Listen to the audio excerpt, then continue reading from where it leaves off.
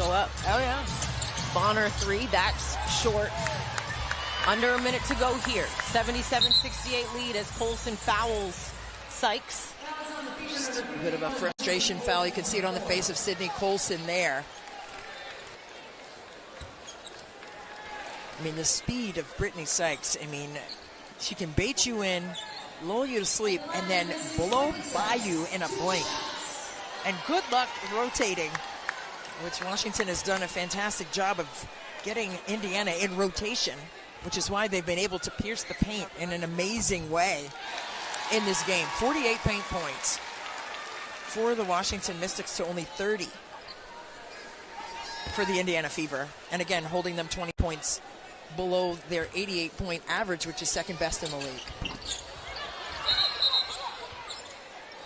This is, to your point, Chrissy, a Fever team that averages 47 points in the paint. Yeah.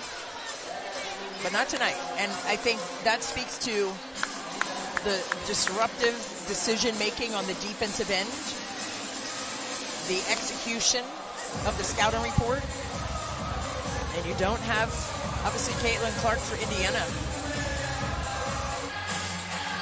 And that's something that Steph White said yesterday after their practice before they hit the road was it's tough for players, especially your star players, when they're hurt, to tell you that they're hurt because they want to be on the floor.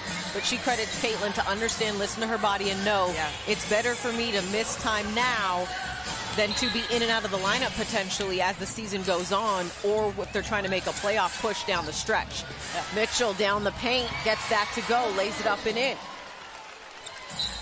They want that pressure right away. You saw that bucket scored by the Fever, and then you saw Steph White imploring the team kind of in a scoop motion with both hands, get up, get up. So they're really trying to apply that pressure in the full court, trying to slow this Mystics team down, and they have had a tremendous amount of trouble doing that in this contest because of the intentionality and aggressiveness. That's what you heard Shakira Austin say at halftime to our Ariana Prather. She said, we've just been aggressive, and they have stayed aggressive for the entire game. It wasn't just that first half, you know, and that's the mark of excellence, when you can be consistent with it. Can you be consistent with that effort? And not just from quarter to quarter, but possession by possession, and stack those up. And the defense and the teamwork and the connectivity by every single player for the Mystics. It came off the bench, stayed ready so they didn't have to get ready, and impacted this game in a massive way on the defensive side. Reset timeout here used by Indiana. Mitchell harassed by Sykes. Hull cut off by Melvin. Boston, now Bonner. Back cut from Mitchell. Steps around Citron, doesn't go. Citron the rebound. And she's fouled by Hull. 7 rebounds to go along with her 11 points in this ball game. Sonia Citron. Saucy Sonia Citron. That's what I'm going to call her from now on, because let me tell you what, she has been absolutely vicious. And you wouldn't know it by looking at her stoic expression on her face. But the underbelly of this baby, I'm going to tell you what, she understands what she means for this team. She understands what they need from her. And it's everything. They need those boards. They need that defensive awareness and ability to get deflections, and her ability to get downhill when they run her off that three-point line is no problem for her, because she's a 3-level scorer at a high clip. Gets both free throws. And Steph White will use Indiana's final timeout. Mystics will still have 2. And Indiana, after this one, will head back, and they'll host Connecticut on Friday and then Washington Tuesday. This one is one of the next 5 games at home. They just have 1 road game in this next 6 games, and that's at Indiana on Tuesday. Right. Shirt on, and he has braids outside of his hat. I might give it to I gotta get two. the littles. Oh, the littles. You can never say no to the littles.